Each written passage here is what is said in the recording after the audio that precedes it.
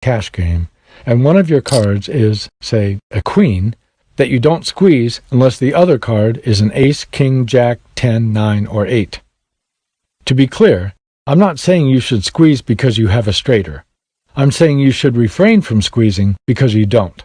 Because sometimes they forget to fold. And then you'll have a flop, turn, and river to play, first to act, against a player who likes his hand. And that's a fine time to have something halfway decent every time. And by increasing your pre-flop folding rate, your squeezes and c-bets will gain heft and believability, which translates to increased fold equity. Limped pots at No Limit Hold'em. Playing 2-5 no limit, I'm on the button and 3 players limp. I lift the corners to see 6 deuce of hearts. I have composed concertos with this hand. The flop is king 4-3 rainbow. I need a 5 for the second nuts. 2 thoughts come to mind. 1. Poker loves me. 2. Just in case, I should tune my spidey sense to spot a 6-7, the only hand that can hurt me. As often happens in multi-way limped pots, everyone checked on the flop, and now it was on me to either bet or check. Nobody at the table knew this, but I had no choice. I had to check. That's because I was following a script. 6 deuce suited is the worst hand I ever play, and this is the only way I ever play it. Limp in, multi-way, on the button, and then, if the opportunity presents, I check behind on the flop with a slowly tapping pinky finger. Unless I flop 2 pair or better, in which case, let's gamble. At this point in the script, after I check the flop and before the turn card is dealt, the pot is always puny, everyone will know 6 of their 7 cards before they bet again, and no one knows what anyone has. So we're all on equal footing, except for one stupendously huge thing. There are 2 rounds of betting to go, and only one person gets to go last, and that person is me. What a dandy time to have a straight draw that could cause major stack damage to bad players holding good hands. And it only cost me $5 to get here. I'm happy to play 6 deuce suited on the button, or 7-3 suited, but never 7 deuce. This was a tough decision because there are times when I could play any hand with positive expectation. But I made a choice, to always throw some hands away. I raised my worst hand ever play bar all the way up to 6 deuce suited. And now I always have a chance at a bingo. A pair plus a draw at No Limit Hold'em. A 2-way hand is a hand that already has showdown value, such as 1 pair in Hold'em or a set in Omaha, and can also improve to a straight or a flush. 2-way hands create favorable gaming conditions. The thinking is, I might have the best hand now, but if I don't, I have a backup plan. And if my pair is good on the river, I might earn extra money with a value bet or by picking off a bluff. But if all you have is a draw, and you miss, your only options are to fold, boring, or to bluff, needlessly risky. 2-way hands are safer and funner and win more pots.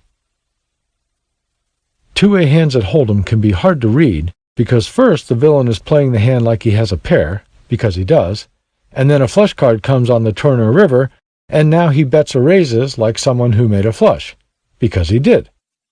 The stories don't match. Something smells fishy, and you've got a pocket over pair, so you call a big bet and lose. I'm not saying you made a bad call. I'm saying it's tough to play against 2-way hands, which is why you should want to have them. With Jack 10, Jack 9, Jack 8, and Jack 7, you can flop a 2-way hand. For example, you have Jack 7 and the flop is Jack 9, 8. With Jack 6, Jack 5, Jack 4, Jack 3, and Jack deuce, you can't. A pair with a backdoor straight draw at No Limit Hold'em. You have Ace 6 and the villain has King 9. The flop is 9, 6, deuce. You are behind and you can take the lead by catching an ace or a 6. That's 5 outs. If you have 8-6 instead of ace-6, the 9-6 deuce flop gives you a covert backup plan to go with your pair. If a 7 comes on the turn, you now have an open-ender, and a 10 or 5 on the turn gives you a gut shot. That's 12 additional cards that improve your hand on the turn, because you started with a straighter.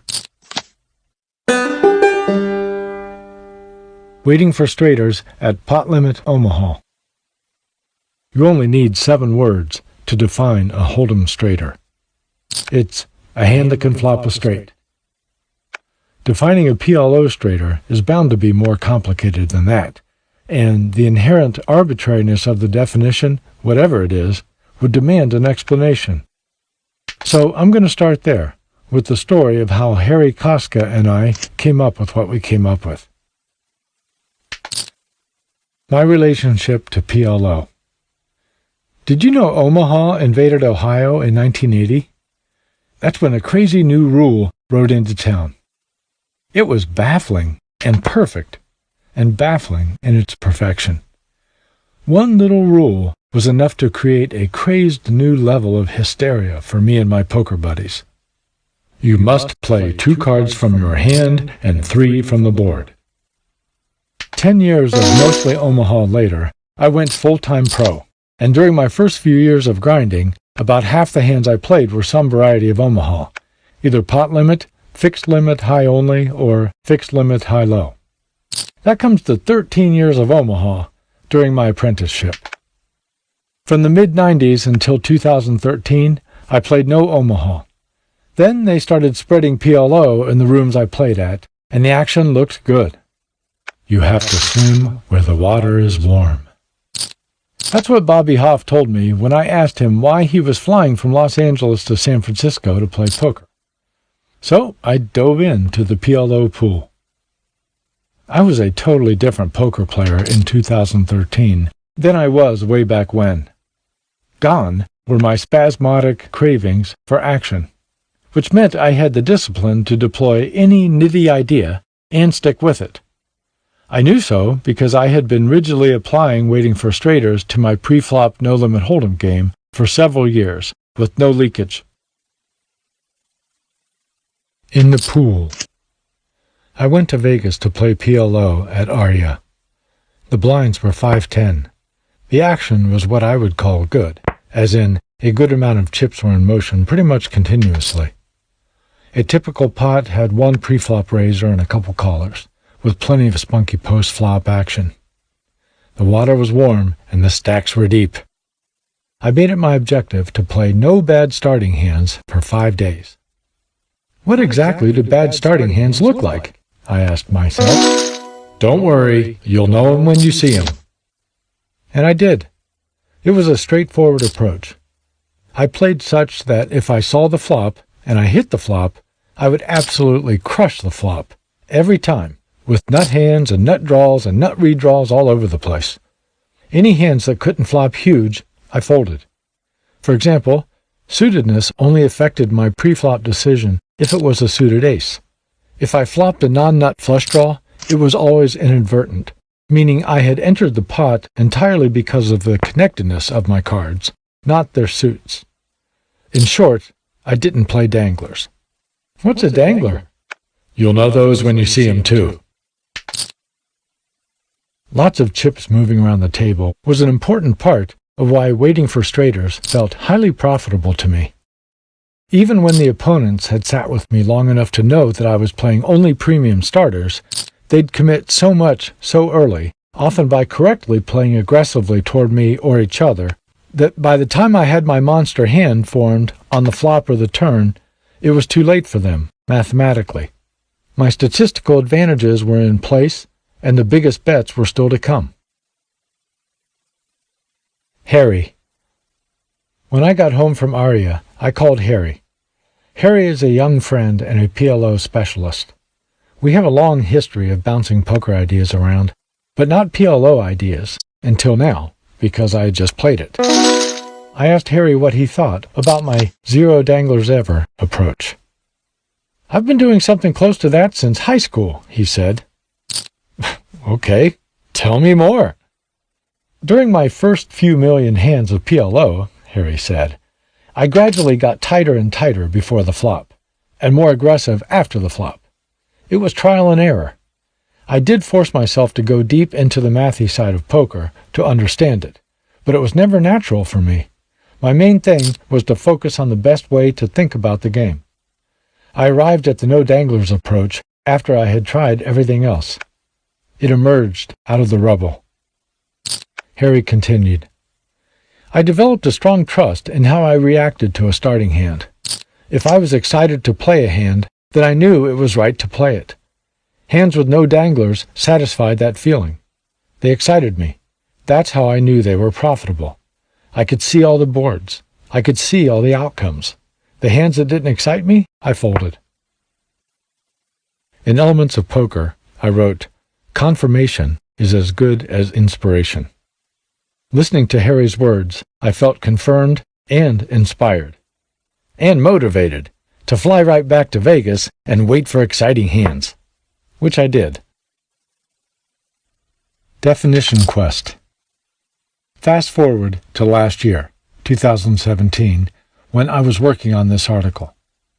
The first draft contained nothing about PLO. It was an article about No Limit Hold'em. Then I wondered if maybe there was a PLO equivalent to a straighter. What if a PLO straighter was simply a hand with no pairs and no danglers? That would be clear enough, except I'd need to define dangler. Then how about this as a definition? A dangler is a hole card that cannot be part of a straight. Nice! With 9-8-7 deuce, the deuce cannot be part of a straight, so it's a dangler.